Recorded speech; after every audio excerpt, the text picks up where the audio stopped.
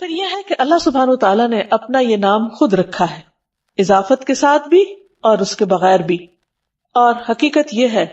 کہ تمام انبیاء بھی اس نام کو استعمال کرتے رہے ہیں۔ ہم دیکھتے ہیں کہ سورۃ البقرہ میں اللہ تعالیٰ کا ارشاد ہے، اللہ تعالیٰ جب یعقوب علیہ السلام کی وفات کا وقت ذکر کرتے ہیں کہ ام کنتم شہداء اذ حضر یعقوب الموت اذ قال لبنیہ ما تعبدون من بعدی، کیا تم حاضر تھے اس وقت جب یعقوب کو موت آئی، جب اس نے اپنے بچوں سے کہا کہ میرے بعد تم کس کی عبادت کرو گے، کس کے آگے جھکو گے؟ تو انہوں نے کیا کہا؟ نعبد الہک و الہ آبائک ابراہیم و اسماعیل و اسحاق الہ واحدا ونحن لہ مسلمون، ہم تیرے معبود نعبد الہک، اس کی عبادت کریں گے۔ یہاں بھی لفظ الہ استعمال ہوا ہے کہ جب عبادت کی بات ہے تو پھر ساتھ ہی الہ کا لفظ آ جاتا ہے کہ وہ خاص معبود جو عبادت کا مستحق ہے۔ تو تیرے معبود اور تیرے آبا یعنی ابراہیم، اسماعیل، اسحاق، ان سب کے الہ کی جو ایک ہی الہ ہے اس کی ہم سب عبادت کریں گے۔ تو گویا یعقوب علیہ السلام اپنی اولاد کو ایک اللہ الہ کی عبادت کی تاکید کر کے گئے، وصیت کر کے گئے۔ پھر اسی طرح اللہ کا نام الہ اللہ تعالیٰ کی ذات اور اس کی صفات پر دلالت کرتا ہے، یعنی اللہ تعالیٰ کا یہ نام جو ہے وہ اس کی صفات کو بھی بیان کرتا ہے، اور حقیقت یہ ہے کہ یہ صرف اللہ سبحانہ تعالیٰ ہی کے لیے ہے۔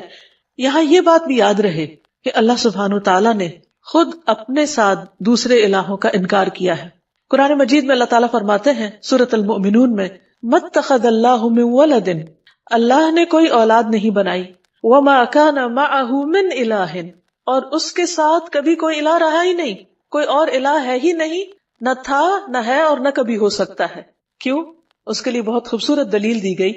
کہ اِذًا لَذَهَبَ كُلُّ إِلَٰهٍ بِمَا خَلَقَ، اگر کوئی اور الہ ہوتا تو وہ جو اس نے بنایا ہوتا وہ اپنے ساتھ لے جاتا، یہ باہم کلیش بھی ہوتا۔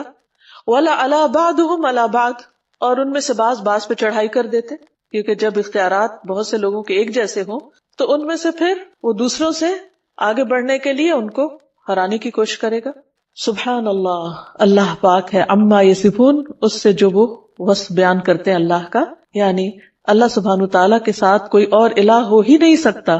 کیونکہ کوئی اور ایسی صفات کے لائق ہی نہیں اور کوئی معبود ہے ہی نہیں۔ عبادت کا مستحق صرف اللہ ہے۔ تمام انبیاء نے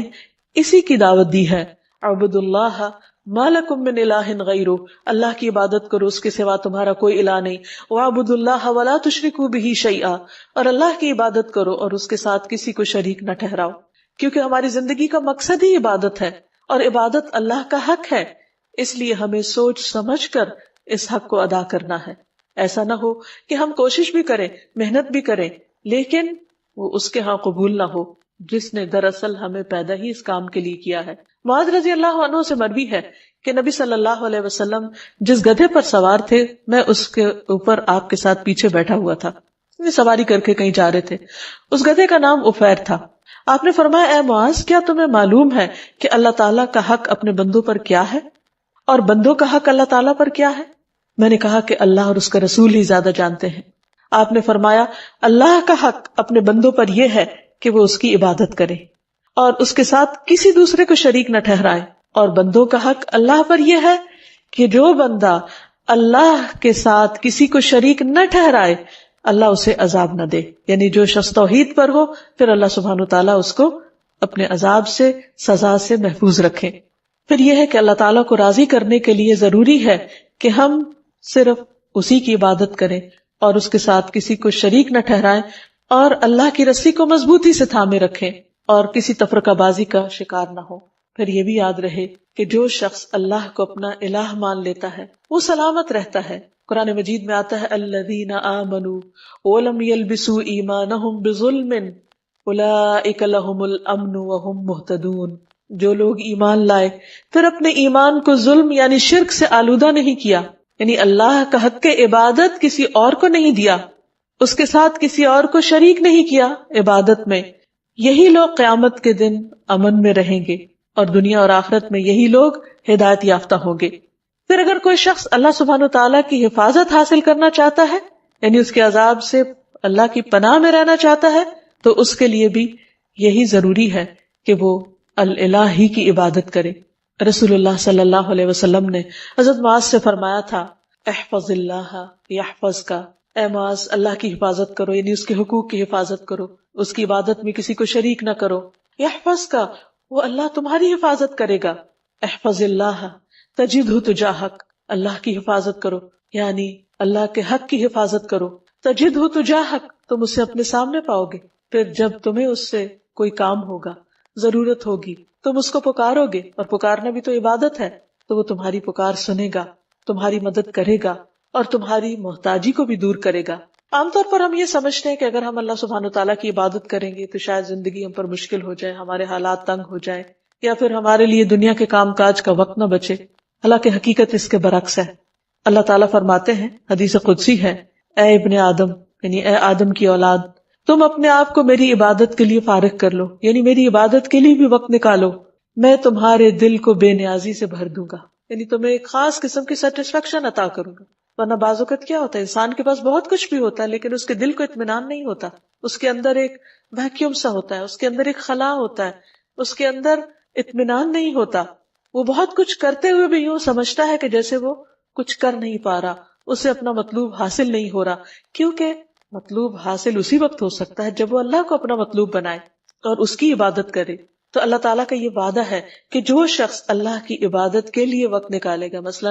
وقت پر نماز پڑھے گا، وقت پر اپنے فرائض ادا کرے گا، اللہ سبحانہ وتعالیٰ اس کے دل کے اندر ایک غنا پیدا کر دیں گے، اور تمہارا فقر یعنی محتاجی دور کر دوں گا، وہ خلا دور کر دوں گا۔ لیکن اگر تم ایسا نہیں کرو گے تو میں تمہارے دونوں ہاتھ کاموں میں مشغول کر دوں گا، انتہائی مصروف ہو جاؤ گے، اور اس کے باوجود تمہارا فقر، تمہاری محتاجی، تمہاری ضرورت دور نہیں ہوگی۔ یعنی خواہ انسان کے پاس کتنا کچھ بھی ہو، اس کے اندر یہی ایک احساس ہوگا کہ ابھی میرے پاس کچھ نہیں، سب کچھ ہوتے ہوئے بھی اس کو اللہ کی نعمتیں یاد نہیں رہیں گی، اور اس کے دل کے اندر ایک خوف اور ایک پریشانی اور ایک بے چینی سی رہے گی۔ اس کے برعکس جو لوگ عبادت کریں گے وہ دنیا میں بھی مطمئن رہیں گے اور آخرت میں بھی اللہ کے عرش کے سائے میں اور جنت میں ہوں گے۔ نبی صلی اللہ علیہ وسلم نے فرمایا، 7 قسم کے لوگوں کو اللہ تعالیٰ اس دن اپنے عرش کے سائے تلے جگہ عطا فرمائیں گے جس دن اس کے سائے کے سوا کوئی سایہ نہ ہوگا۔ ان میں سے ایک وہ نوجوان جس کی جوانی اللہ کی عبادت میں گزری، کیونکہ بہت سے لوگ جوانی کی حالت میں اللہ تعالیٰ کی طرف رجوع نہیں کرتے، وہ سوچتے ہیں کہ جوانی تو دنیا میں انجوائے کرنے کے لیے ہے، دنیا کمانے کے لیے، جب سب کچھ کر چکیں گے، جب سارے شوق پورے کر لیں گے تو ہاں پھر بڑھاپے میں اللہ کی عبادت کے لیے اپنے آپ کو فارغ کر لیں گے، ریٹائرمنٹ کی عمر میں پھر عبادت ہو جائے گی۔ نہیں، ہمیں نہیں معلوم کہ ہم ریٹائرمنٹ کی عمر کو پہنچتے ہیں یا نہیں، بڑھاپے والی زندگی ملتی بھی ہے یا نہیں، اور اگر ملے بھی تو وہ اپنے 700 تکلیفیں لے کر آتا ہے، پھر وہ تو سب سے نکمی عمر ہوتی ہے۔ تو کیا کسی مومن کو یہ زیب دیتا ہے کہ وہ اپنی زندگی کا بہترین حصہ تو اس فانی دنیا کے لیے خرچ کرے، اس فانی دنیا میں استعمال کرے، اور اپنی زندگی کا نکما حصہ اللہ سبحانہ وتعالیٰ کو دے؟ تو اسی لیے جو لوگ اپنی زندگی کا بہترین حصہ یعنی جوانی اللہ کی عبادت میں گزاریں گے، اللہ تعالیٰ کی طرف سے عائد کردہ جو فرائض ہیں ان کو پورا کرتے ہوئے گزاریں گے، اللہ تعالیٰ کی اطاعت اور فرما برداری میں گزاریں گے، تو اللہ سبحانہ وتعالیٰ قیامت کے اس طویل دن جو ایک دن 50,000 سال کا ہے، جس دن سورج بہت قریب آ چکا ہوگا، اس دن اللہ تعالیٰ ایسے لوگوں کو اپنے عرش کے سائے تلے جگہ دیں گے۔ نبی صلی اللہ علیہ وسلم نے یہ بھی فرمایا، جو شخص اللہ کی عبادت اس طرح کرے کہ اس کے ساتھ کسی کو شریک نہ کرے، اور شرک کرنے میں صرف ایسا نہیں کہ غیر اللہ یا ایسے آبجیکٹس کی پوجا کرنا جو اللہ نے تخلیق کیے ہیں، بلکہ اس میں ریاکاری کرنا، شو آف کرنا، لوگوں کو خوش کرنے کے لیے دین کے کام کرنا۔ اگر انسان صرف اور صرف اللہ کی رضا کے لیے اچھے کام کرتا ہے، نماز قائم کرتا ہے، زکوٰۃ دیتا ہے، اللہ کی بات سنتا ہے اور مانتا ہے، تو اللہ تعالیٰ اسے جنت کے 8 دروازوں میں سے داخل ہونے کا اختیار دے دے گا کہ جس سے چاہو چلے جاؤ، جو تمہیں پسند ہے اس سے اندر آ جاؤ۔ یعنی کس قدر شاندار ویلکم ہوگا ایسے شخص کا جو دنیا میں شوق سے، رضا سے، خوشی سے اللہ کی طرف دوڑتا ہے، اللہ کی عبادت کرتا ہے۔ تو یہاں یاد رہے کہ عبادت کے 2 اہم اصول بھی ہیں، اور جب تک یہ 2 چیزیں عبادت میں شامل نہ ہوں اس وقت تک عبادت کا حق ادا نہیں ہوتا۔ پہلی چیز اخلاص ہے کہ انسان جو کچھ اللہ کے لیے کرے بس وہ پھر اللہ ہی کے لیے کرے، کسی اور کے لیے نہیں کرے، اس کی نیت صرف اللہ کے لیے خالص ہو، وہ اس کو خوش کرنے کے لیے، اس کی رضا کے لیے، اس کی محبت حاصل کرنے کے لیے، اس کے دیدار کی خاطر ہر عمل کرے۔ اور دوسری چیز، جس چیز کو وہ خاص عبادت سمجھ کے کرتا ہے اسے رسول اللہ صلی اللہ علیہ وسلم کے طریقے کے مطابق کرے، کیونکہ جب عمل خالص ہوگا تو وہ اس کی باطن کی خوبصورتی کی دلیل ہے. اور جو شخص سنت کی پیروی کرتا ہے تو نبی صلی اللہ علیہ وسلم کا عمل سب سے خوبصورت عمل تھا. اللہ سبحانہ تعالیٰ نے آپ کو اسوۃ حسنہ بنا کر بھیجا. لقد کان لکم فی رسول اللہ اسوۃ حسنہ، تمہارے لیے اللہ کے رسول صلی اللہ علیہ وسلم کی زندگی میں خوبصورت نمونہ ہے. تو یہ خوبصورت نمونہ جب کوئی شخص اختیار کرتا ہے تو اس کی زندگی حقیقت میں خوبصورت ہو جاتی،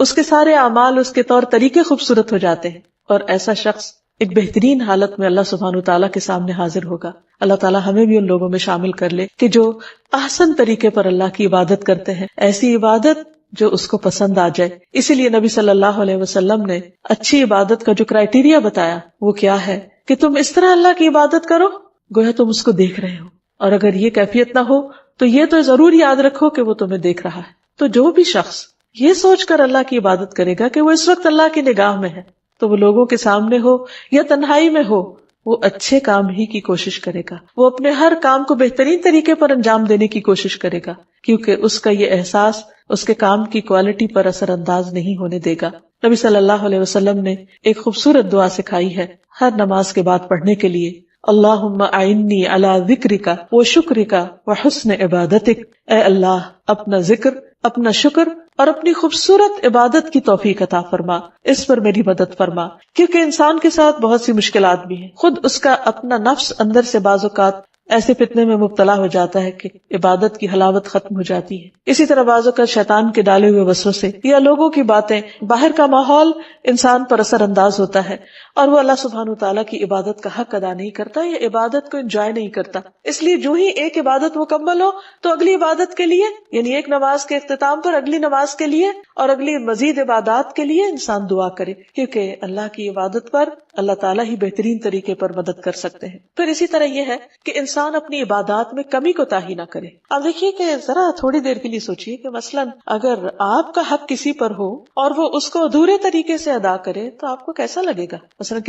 کسی نے آپ سے قرض لیا اور جب وہ واپس کرے تو آدھا کرے، کسی نے آپ سے کسی چیز کے دینے کا وعدہ کیا اور پھر اس کو پورا نہیں کیا، تو اس پر آپ کی کیفیت کیا ہوگی؟ اس بات سے اب اس معنی اور مقصد کو سمجھیے کہ اللہ سبحانہ تعالیٰ نے ہم پر کچھ فرائض اور کچھ عبادات لازم کی ہیں جن کو ہمیں ہر صورت ادا کرنا ہے. مثلا دن میں 5 نمازیں فرض ہیں. اب اگر کوئی شخص یہ کہے کہ میں نے 4 پڑھ لیے، کیا یہ کم؟ یہ بھی تو بہت ہے. نہیں، اللہ سبحانہ تعالیٰ نے 5 کا حکم دیا ہے. ہم اسے اپنی مرضی سے 4 نہیں کر سکتے یا 3 نہیں کر سکتے، اور اسی طرح اپنی مرضی سے 6 بھی نہیں کر سکتے ان کو، کیونکہ اتنا ہی کرنا ہے، اسی طرح کرنا ہے جیسا کرنے کا اللہ سبحانہ تعالیٰ نے حکم دیا، تبھی عبادت کا حق ادا ہوگا. عبادت کا مطلب ہوتا ہے مکمل اطاعت، اور اگر ہم بات ہی نہیں مان رہے تو پھر اپنی مرضی سے جو بھی چاہے کرے وہ عبادت شمار نہیں ہوگی. ہاں، اللہ کی رضا، اللہ کی پسند، اللہ کی خوشی کے لیے چھوٹا سا کام بھی کرے، ایک لقمے جیسی چیز بھی اللہ کے راستے میں خیرات کر دے، اللہ سبحانہ تعالیٰ اسے خوشی سے قبول کرتے ہیں اور اسے بڑھاتے ہیں، حتیٰ کہ ایک لقمہ بہت پہاڑ برابر کر دیتے ہیں اجر و ثواب کے اعتبار سے، کیونکہ وہ صرف اللہ کے لیے دیا گیا، وہ صرف اللہ کی رضا اور اللہ کی خوشی میں اللہ کی خاطر خرچ کیا گیا. تو اللہ سبحانہ تعالیٰ اس کی بہترین طریقے پر قدردانی فرماتے ہیں. تو ہمیں نہ عبادت میں اضافے کا حق حاصل ہے اور نہ عبادت میں کوتاہی کا. یہاں یہ یاد رہے کہ اللہ سبحانہ تعالیٰ نے ہم پر جو عبادت فرض کی ہے، ہمیں اس میں اختیار نہیں دیا گیا کہ ہم اپنی مرضی سے اس عبادت میں کچھ اضافہ کر دیں یا پھر اس میں کچھ کمی کر دیں، کیونکہ عبادت کی اصل روح اطاعت ہے، فرما برداری ہے، اللہ کے حکم کی تابع داری ہے. انس رضی اللہ عنہ سے مروی ہے کہ ایک آدمی نبی صلی اللہ علیہ وسلم کی خدمت میں حاضر ہوا اور عرض کی، اے اللہ کے رسول صلی اللہ علیہ وسلم، یہ بتائیے کہ اللہ تعالیٰ نے کتنی نمازیں فرض کی ہیں، یعنی جن کی پابندی ہم پر لازم ہے. آپ نے فرمایا، اللہ نے اپنے بندوں پر 5 نمازیں فرض کی. اس نے پوچھا، ان سے پہلے یا بعد میں تو کوئی نماز فرض نہیں، یعنی ان کے علاوہ فرض کے درجے میں تو نہیں کچھ؟ آپ نے 3 بار یہ فرمایا کہ اللہ نے اپنے بندوں پر 5 نمازیں فرض کی ہیں. اس پر وہ کہنے لگا، اس ذات کی قسم جس نے آپ کو حق کے ساتھ بھیجا ہے، میں اس میں کسی قسم کی کمی یا زیادتی نہیں کروں گا، یعنی 5 سے کم 4 بھی نہیں پڑھوں گا اور 5 سے زیادہ 6 بھی نہیں پڑھوں گا، بس اتنی ہی پڑھوں گا جتنی اللہ تعالیٰ نے مجھ پر فرض کی ہیں. تو نبی صلی اللہ علیہ وسلم نے فرمایا، اگر یہ شخص سچا رہا، یعنی جو یہ کہہ رہا ہے اس نے ایسا ہی کیا، تو یہ جنت میں داخل ہوگا. عبادت کے سلسلے میں ایک اور بات یہ یاد رہے کہ عبادت میں شدت اور خود پسندی نہیں ہونی چاہیے، کیونکہ عبادت اللہ تعالیٰ کا حق ہے. نبی صلی اللہ علیہ وسلم نے فرمایا ایک قوم ایسی آئے گی جو عبادت کرے گی حتیٰ کہ لوگ ان کی عبادت کی کثرت پر تعجب کریں گے، بڑے حیران ہوں گے کہ اتنے عبادت گزار ہیں، لیکن وہ اس عبادت کی وجہ سے خود پسندی کا شکار ہو جائیں گے، اپنے آپ کو بڑی چیز سمجھنے لگیں گے کہ ہم بہت نیک ہیں، نکل جائیں گے جیسے تیر شکار سے نکل جاتے ہیں، کیونکہ اللہ تعالیٰ کو ایسی عبادت کی ضرورت نہیں، عبادت ہے دراصل اللہ کا حق اللہ کو خوش کرنے کے لیے کرنا ہے، نہ کہ بندوں کو دکھانے کے لیے یا بندوں کے سامنے نیک بننے کے لیے۔ تو جس بندے کے اندر عبادت کا زوم آ جائے وہ اللہ سبحانہ تعالیٰ کو پسند نہیں۔ ابلیس کے ساتھ کیا معاملہ ہوا تھا؟ اس کو بھی اپنی عبادت کی وجہ سے ایک خود پسندی اس کے اندر آ گئی تھی کہ جس بنا پر اس نے آدم کے آگے جھکنے سے انکار کر دیا تھا۔ تو یاد رکھیے کہ جب ہم لا الہ الا اللہ کہتے ہیں تو پھر صرف اللہ کو ہی عبادت کے لائق مانتے ہیں، کسی اور آبجیکٹ کو نہیں، اور حتیٰ کہ اپنے نفس کو بھی نہیں، کیونکہ اس زمین پر جن معبودوں کی پیروی ہوتی ہے ان میں سے سب سے زیادہ پیروی ہم اپنے ہی نفس کی کر رہے ہوتے ہیں، اپنے دل کی خواہشات کی۔ مثلاً فجر کی نماز کا وقت ہو گیا اور دل کیا چاہتا ہے سوئے رہو، تو ہم اٹھتے نہیں، تو ہم نے اللہ کی بات تو نہیں مانی، ہمیں آواز آ رہی ہے حی علی الصلاۃ حی علی الفلاح، آؤ نماز کی طرف، آؤ کامیابی کی طرف، لیکن ہم اس پکار کو سنتے ہی نہیں اور کامیابی کا دروازہ بند کر دیتے ہیں اور ہم سوئے رہتے ہیں۔ یا ہم نے اب اللہ کی عبادت نہیں کی، اپنے نفس کی عبادت کی۔ اسی طرح زندگی کے کسی بھی اور کام، کسی جاب، کسی مشغلے، کسی بھی پسند کی چیز میں مشغول ہو کر، خواہ کتنی ہی دنیاوی اعتبار سے شدید ضرورت کے کام میں بھی مصروف ہو کر اگر انسان اللہ کو بھلا دیتا ہے تو یہ دراصل اپنے آپ پر ہی ظلم کرتا ہے، اور یہ لا الہ الا اللہ کے منافی ہے۔ اللہ سبحانہ وتعالیٰ نے تمام بندوں سے اپنی عبادت کا مطالبہ کیا ہے۔ قرآن مجید میں اللہ تعالیٰ فرماتے ہیں یا ایھا الناس اعبدوا ربکم الذی خلقکم والذین من قبلکم لعلکم تتقون، اے لوگو اپنے رب کی عبادت کرو جس نے تمہیں پیدا کیا اور ان کو بھی جو تم سے پہلے تھے۔ یعنی عبادت کیوں کرو؟ کیا اللہ تعالیٰ کو کوئی فائدہ ہے؟ نہیں، یہ دراصل تمہارے اپنے فائدے کی چیز ہے۔ فائدہ کیا ہوگا؟ لعلکم تتقون، تم بچ جاؤ گے، یعنی دنیا میں ان عبادات کی وجہ سے کئی برائیوں سے، کئی قسم کی مشکلات سے بچ جاؤ گے، اور آخرت میں اس آگ سے بچ جاؤ گے جو اللہ کے نافرمانوں کے لیے، سرکش اور متکبر لوگوں کے لیے تیار کی گئی ہے۔ پھر اسی طرح یہ ہے کہ عبادت ہی کا ایک حصہ یہ ہے کہ انسان اللہ سبحانہ تعالیٰ ہی سے ڈرے، ایک الہ سے۔ اللہ تعالیٰ فرماتے ہیں وقال اللہ لا تتخذوا الہین اثنین انما هو الہ واحد فایای فرہبون، اور اللہ تعالیٰ نے فرمایا تم دو معبود نہیں بناؤ، یعنی تین اور تین سے زیادہ تو دور کی بات، ایک سے دوسرا بنانے کی بھی اجازت نہیں، وہ تو صرف وہی ایک معبود ہے اور مجھی سے تم ڈرو۔ یعنی عبادت میں یہ بھی شامل ہے کہ انسان اللہ تعالیٰ سے ڈرتا رہے، اور بعض اوقات انسان محبت میں عبادت کرتا ہے اور بعض اوقات اللہ کے عذاب سے ڈرتے ہوئے عبادت کرتا ہے، تو دونوں چیزیں انسان کے اندر ایک اعتدال پیدا کرتی ہیں۔ پھر یہ بھی یاد رکھیے کہ لا الہ الا اللہ کہنا صرف انسان کے لیے آخرت کی نجات کا ذریعہ ہی نہیں بلکہ دنیا میں بھی بہترین قسم کا قول ہے۔ رسول اللہ صلی اللہ علیہ وسلم نے فرمایا افضل ذکر لا الہ الا اللہ ہے۔ ایک اور جگہ پر فرمایا کہ جس نے لا الہ الا اللہ کہا تو ایک دن یہ کلمہ اسے مصیبتوں سے نجات دلائے گا، اس سے پہلے جو کچھ ہو چکا سو ہو چکا، لیکن لا الہ الا اللہ کہنے سے اس کی نجات ہو جائے گی۔ جو شخص سچے دل سے اللہ کو پکارے اس پر آسمان کے دروازے کھل جاتے ہیں۔ ابو ہریرہ رضی اللہ عنہ کہتے ہیں کہ نبی صلی اللہ علیہ وسلم نے فرمایا جب بھی بندہ خالص ہو کر لا الہ الا اللہ کہتا ہے تو اس پر آسمان کے دروازے کھول دیے جاتے ہیں، یہاں تک کہ یہ کلمہ عرش تک پہنچ جاتا ہے۔ یہ اس وقت ہوتا ہے جب انسان کبیرہ گناہوں سے بچتا رہتا ہے۔ نبی صلی اللہ علیہ وسلم نے فرمایا جس نے لا الہ الا اللہ وحدہ لا شریک لہ لہ الملک ولہ الحمد وہو علی کل شیء قدیر پڑھا اور خالص ہو کر کہا، زبان سے اس کی تصدیق کی، تو اس کے لیے آسمان کے دروازے کھول دیے جاتے ہیں، حتیٰ کہ اللہ تعالیٰ زمین میں اس کہنے والے کی طرف دیکھتا ہے، یعنی کس نے یہ کلمہ کہا، اور جس کی طرف اللہ تعالیٰ نے دیکھ لیا اس بندے کا یہ حق ہے کہ اللہ تعالیٰ اس کا مطالبہ اس کو عطا کر دے۔ اسی لیے نبی صلی اللہ علیہ وسلم نے یہ بہت ہی خوبصورت بات ہمیں بتائی کہ عرفہ کے دن کی بہترین دعا جو تمام انبیاء نے مانگی وہ ہے لا الہ الا اللہ وحدہ لا شریک لہ لہ الملک ولہ الحمد وہو علی کل شیء قدیر۔ اس میں اللہ سبحانہ تعالیٰ کی وحدانیت کا ذکر بھی ہے، شرک کی نفی بھی ہے، اللہ سبحانہ تعالیٰ کی تعریف کی بات بھی ہے، اور اس کی قدرت کا اقرار بھی ہے کہ وہی ہر چیز پر قدرت رکھتا ہے۔ اس میں آپ دیکھیے براہ راست کچھ بھی نہیں مانگا گیا، صرف اللہ سبحانہ تعالیٰ کی وحدانیت اور اس کی تعریف کا ذکر ہے۔ تو جو شخص یہ کلمہ پڑھ لیتا ہے تو اللہ سبحانہ تعالیٰ اس پر نظر رحمت فرما دیتے ہیں۔ پھر یہ کلمہ صرف زندگی میں نہیں، صرف مشکلات میں نہیں، مرنے والا اگر مرتے وقت پڑھتا ہے تو اس کے لیے جنت کا وعدہ ہے۔ رسول اللہ صلی اللہ علیہ وسلم نے فرمایا اپنے مرنے والوں کو لا الہ الا اللہ کی تلقین کیا کرو، کیونکہ اس کلمے پہ موت آنے پر جنت میں داخلہ اور جہنم حرام کر دی جاتی ہے۔ یہ کلمہ اللہ کے ہاں حجت بنتا ہے، نبی صلی اللہ علیہ وسلم کی شفاعت کا ذریعہ ہے، اور اس کلمے کا وزن ہر چیز سے زیادہ ہے۔ نوف رضی اللہ عنہ کہتے ہیں کہ اگر آسمان و زمین اور ان کے درمیان کی تمام چیزوں کو ترازو کے ایک پلڑے میں رکھ دیا جائے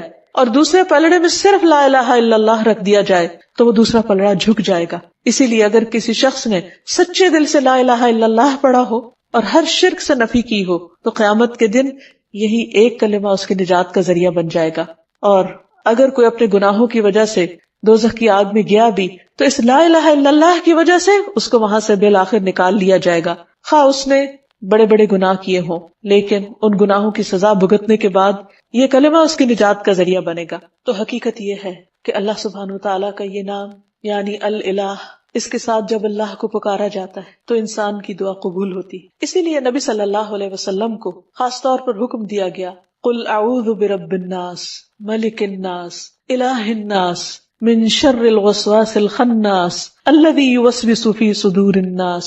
من الجنۃ والناس۔ آپ کہہ دیجئے میں پناہ لیتا ہوں لوگوں کے رب کی، لوگوں کے بادشاہ کی، لوگوں کے الہ، لوگوں کے معبود کی، وسوسہ ڈالنے والے کے شر سے جو پلٹ پلٹ کر آنے والا ہے، جو لوگوں کے سینوں میں وسوسے ڈالتا ہے۔ پھر ہم دیکھتے ہیں کہ یونس علیہ السلام جب مچھلی کے پیٹ میں چلے گئے اور انتہائی غم کی حالت میں تھے، اس وقت جب انہوں نے اسی کلمے کے ذریعے اللہ کو پکارا تو اللہ سبحانہ وتعالیٰ نے ان کا غم دور کر دیا، انہیں اس بڑی مشکل سے نجات دی۔ اور وہ کلمہ کیا ہے؟ وَذَنُّونِ إِذْ ذَهَبَ مُغَاضِبًا وَظَنَّ أَن لَّن نَّقْدِرَ عَلَيْهِ فَنَادَىٰ فِي الظُّلُمَاتِ أَن لَّا إِلَٰهَ إِلَّا أَنتَ سُبْحَانَكَ إِنِّي كُنتُ مِنَ الظَّالِمِينَ۔ اور مچھلی والے کو جب وہ غصے سے بھرا ہوا چلا گیا، بس اس نے سمجھا کہ ہم اس پر گرفت تنگ نہ کریں گے، تو اس نے اندھیروں میں پکارا کہ تیرے سوا کوئی معبود نہیں، صرف اس الالہ کو پکارا، تو پاک ہے، یقیناً میں ظلم کرنے والوں میں سے ہو گیا ہوں۔ تو اللہ سبحانہ تعالیٰ نے انہیں وہاں سے نجات دی اور باقی سب مومنوں کو بھی بشارت دی، وَكَذَلِكَ نُنْجِي الْمُؤْمِنِينَ، کہ باقی مومنوں کو بھی ہم اسی طرح نجات دیں گے۔ اسی لیے نبی صلی اللہ علیہ وسلم جب کسی کرب کی حالت میں ہوتے، تکلیف کی حالت میں ہوتے تو پڑھتے لا الہ الا اللہ العظیم الحلیم، لا الہ الا اللہ رب العرش العظیم، لا الہ الا اللہ رب السماوات ورب الارض ورب العرش الکریم۔ اللہ صاحب عظمت اور بردبار کے سوا کوئی معبود نہیں، اللہ کے سوا کوئی معبود نہیں جو عرش عظیم کا رب ہے، اللہ کے سوا کوئی معبود نہیں جو آسمانوں اور زمین کا رب ہے اور عرش کریم کا رب ہے۔ تو جو شخص